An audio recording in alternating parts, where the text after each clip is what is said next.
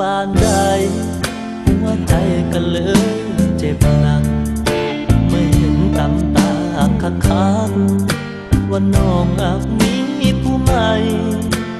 เดินจุกมือซื้อของ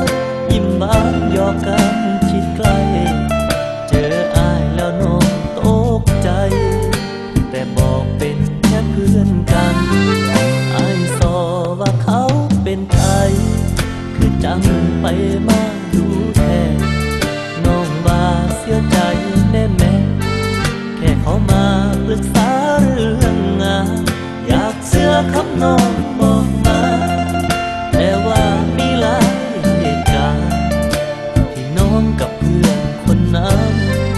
เกี่ยวพันเกินเพียงทั่วไปอยากให้หัวใจอ้ายปึกยามถึงตัวน้ำตาสิได้บ่หัวเมื่อแฟนนอกใจคงสิยิ้มไปกินข้าวแซ่บเสยนอนหลับสบาย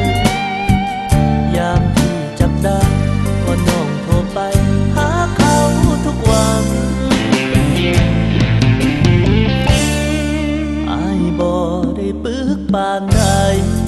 หัวใจก็เลยบาดเจ็บ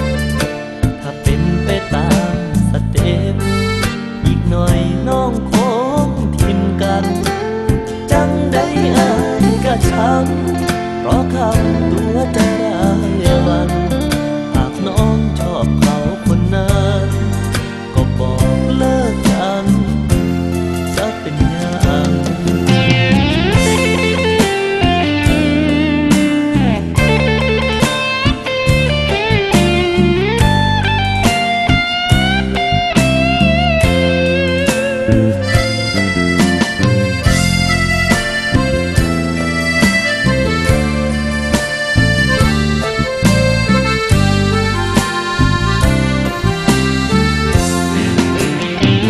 อยากให้หัวใจอ้ายปึก